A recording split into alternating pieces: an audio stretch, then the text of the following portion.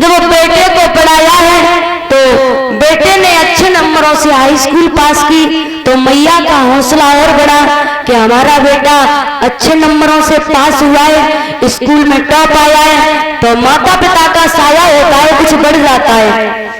दादा मैया एक घर में झाड़ू पोंछा करती थी, आज दो दो घरों में झाड़ू पोंछा करने लगी। अपने लाला को इतना पढ़ाऊंगी कि मेरे लाला उच्च आसन तक पहुंच जाए। मेरी मैया की जो मेहनत है उस पर रंग लाए। जब दादा उस बच्चे की जब एंटर हुई है तो एंटर में भी फर्स्ट लेकर के आया है, तो मैया का हौसला और बढ़ गया कि हमारा लाला तो दिन ब दिन आगे बढ़ता जा रहा है। लेकिन दादा जब एंटर में भी फर्स्ट लेकर के आया है तो मैया आज चार घरों में काम करने लगी, झाड़ू पोंछा। बेटा कहता है मैया मुझे 10,000 चाहिए, तो मैया 20,000 पहुंचाती है। बेटा कहता है मैया मुझे एक ड्रेस चाहिए, तो मैया 4 ड्रेस भेजती है। मैया ने एंटर करने के बाद में बेटा को परदेश भेज दिया पढ़ने के लिए। और जब दादा परदेश भेजा है ना, तो वो लड़का था घर पे फोन करता है मैया मुझे इतने पैसे चाहिए। मैया ने आज दिन रात एक कर दिया। कहीं किसी के घर पे झाड़ू पोंछा कर रही है, कहीं किसी के घर पे कर रही है अपने बेटे को पढ़ाने के लिए। मेरा बेटा कैसे भी उच्च आसन तक पहुंच जाए, सरकारी नौकरी लग जाए, मेरी मेहनत रंग लाए। दादा उसके बाद में जब धीरे धीरे समय व्यतीत हुआ, आज इस लड़के की सरकारी जॉब लग गई, बेटा डीएम बन गया। मैया के पास में फोन आया, मैया हमारी सरकारी जॉब लग गई, तेरा लाला डीएम बन गया। मैया बड़ा खुश हुई, मेरा लाला डीएम बन गया, मेरे लाला ने मेरी मेहनत को रंग ला दिया। आज जब मेहनत को रंग लाया है, धीरे धीरे फिर लाला का फोन आया, मैया मैं दूर था इसलिए मैंने तू नहीं बुलाई, मैंने अपनी शादी कर ली है। दादा मैया बोली लाला तूने मोई नहीं बुलाओ और अपनी शादी कर ली। मैया तू इतनी दूर है, तू आ नहीं पाती। दादा 1 साल बाद फिर फोन आया, मैया तेरे नाती भैया। जब नाती की खबर आई दादा, तो दादा याद रखना जो हमारे जो भी बुजुर्ग दादा है अम्मा है उनसे सब कुछ बर्दाश्त कर सकती हैं, लेकिन घर में बहुओं से रोज लड़ाई हो, नाती की बहुत पीड़ होती है। नाती को अपने हृदय का टूक समझते हैं। जब दादा मैया ने नाती की खबर सुनी तो मैया ने एक पोटली ली, बामे अपनी बहू के लिए साड़ी ली और अपने पोता के लिए जो नाती था उसके लिए कपड़े लिए और मिठाई ली, जिन्हें खिलौना लिए और मैया ने बगल में दबाए और जहां पर बेटा डीएम रहता था वहीं पर पहुंची। जैसे ही मैया दरवाजे पर पहुंची तो दरवाजे पर जो बेटा अंदर ऑफिस में बैठा हुआ था, मैया दरवाजे पर खड़ी, तो दरवाजे पर जो भी ऑफिस होती है ना, तो उसके आगे जो भी हमारे कार्यकर्ता होते हैं ना उसमें, तो वो मिलते बैठे। आज जैसे ही उस चपरासी ने देखा तो जवाब देके बोले कौन हो तुम? तो मैया ने बताया कि जो अंदर बैठे हैं ना तुम्हारे महाराज, वो हमारी बेटा है? तो जवाब देके बोले अरे हमारे सर और तुम्हारे बेटा? बोली हाँ। तो ऐसा करो तुम यहीं खड़ी रहो, हम पूछने जा रहे हैं। जाकर के जैसे ही उस बेटा डीएम के पास में वो चपरासी था, पूछने गया सर आपके दरवाजे पर एक माता जी आई और बोल रही है कि तुम्हारी माता जी है, तुम उनके बेटा हो। तो उस डीएम बेटे ने ये समझा कि एक आंख से तो कानी थी, ऊपर से उसका मजदूरी करती थी, अपना पेट पालती थी, तो शरीर भी वैसा था। बोला हमारी यहाँ पर सबके सामने इंसल्ट होगी, की माता कैसी है? तो जवाब देकर के बोली मेरी माता कोई नहीं है, जाओ कह देना यहाँ कोई नहीं है, गलत आदमी होंगे। दादा जब बेटे ने ये कह दिया, उस चपरासी ने था वो मैया को वहां से भगा दिया। दादा आज मैया ने देखा कि घर में जो डीएम बेटा था उसकी पत्नी भोजन बना रही थी और नाती था वो पालने में झूल रहा था। आज मैया ने वो पोटली को फेंका है और झपट के पालना से अपने नाती को उठा लिया। जैसे ही नाती को उठाया, आज बहू भागी, महाराज देखो घर में डाइन आ गई, न जाने कौन आ गया। जैसे ही महाराज उस बेटा डीएम ने देखा कि मेरी मैया आ गई है, शायद वो ही होगी। जवाब देकर के बोले कि पागल हो गई हो, कौन है, काय क्यों चीख रही हो? तो आज अपनी पत्नी से जवाब देकर के बोले जाओ भगा दो, कोई हो घर में ऐसे फलाल बिना पूछे बताए कौन घुसाया, भगाया से। दादा आज मैया को अंदर से बाहर कर दिया। मैया ने वहीं पर एक चपरासी था उसे बुलाया और उस पर एक पत्र लिखवाया। उस चिट्ठी में लिख दिया, लाला आज तूने मुझे अपने महलों से ये मैया कहने से जो तूने बोला है ना, जब मैया ने तेरे प्रति सब कुछ किया, और दादा जब घर से बाहर किया था तो लाला ने एक और बात कही थी कि न जाने कहां से काने बहरे चले आते हैं। लाला तूने मुझसे कानी बोला है ना, लाला मैं कानी नहीं थी, ये मेरी आंख है ना, बचपन में तेरे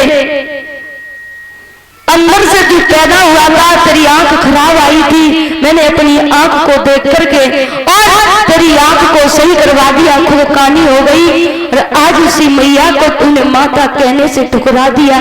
लाला आज उसी समय उस चिट्ठी को अपने पल्लू में बांधा और पल्लू में बांध करके दादा जैसे ही संध्या हुई, मैया ने अपनी साड़ी को लिया और साड़ी को लेकर के उसी कमरे में फांसी को दे लिया। लाला ये कहानी किसी को मौन नहीं दिखाएगी। वो दादा मैया ने फांसी का फंदा डाला है। जैसे ही सुबह हुआ, जवाब देकर के बोली है बहू महाराज देखो जो रात में डाइन आई थी वो मर गई। तो आज रोए के बोले रानी जो डाइन ना जो हमारी मैया है, और हमने इससे कहानी बोला था, मैंने इसलिए बोला था कि नहीं अगर तुम इतनी पढ़ी लिखी हो, हम तुम्हारे सामने ये कहते कि हमारी मैया ही है तो तुम क्या सोचती, इसलिए मैंने अपनी मैया को अपने दरवाजे से बाहर कर दिया था। तो दादा जो माता पिता इतना कष्ट सहन करके तुम्हें अपने जीवन में जब जन्म देते हैं, जन्म से पाल पोस करके बड़ा करते हैं, और जब खुद के पैरों पर खड़े हो जाओ तो उन माता पिताओं को बुलाओ मत। उनकी जो भी स्थिति होती है संतान को पालने में हो जाती है, भला उनकी कोई शौक नहीं होती है क्या वो भी शौक करें, अच्छा खाए अच्छा पिए, लेकिन एक संतान को पढ़ाने लिखाने के लिए अपनों खुद दुखी रहते हैं लेकिन अपनी संतान को बढ़ाते हैं। किसी कवि ने बड़ा ही सुंदर शब्दों में लिखा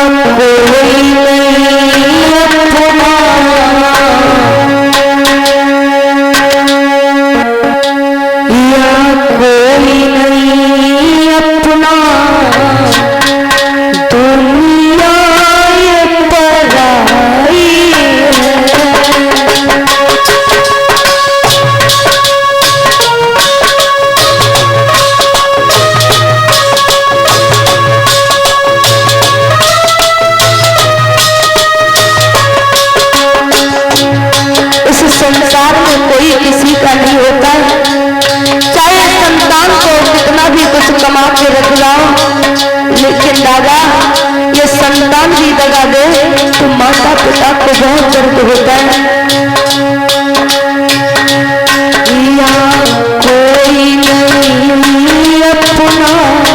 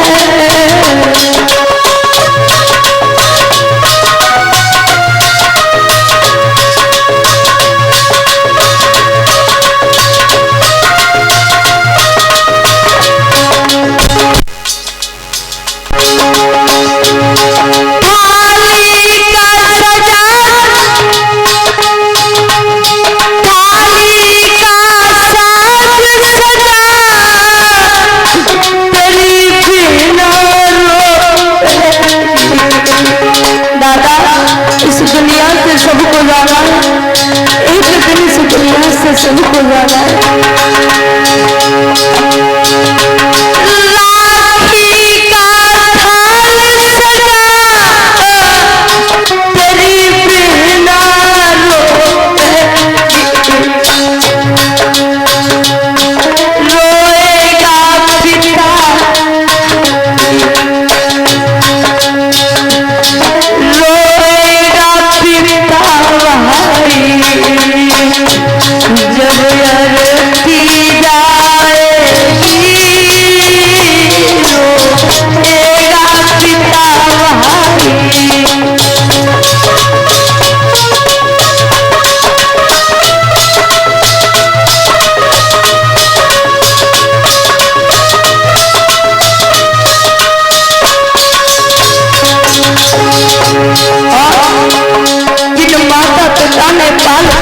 कितना बड़ा किया दादा, याद रखना जब संतान उस माता पिता को अपने घर से ठुकरा देती है, जिस संतान के पीछे सब कुछ पिता माता खो देता है, मैया खुद गीले में सोकर के बेटे को सूखे में सुलाती है, लेकिन वही बेटा जब मैया को घर से निकालता है उस मैया के बेटे क्या गुजरती है दादा, क्या गुजरती है।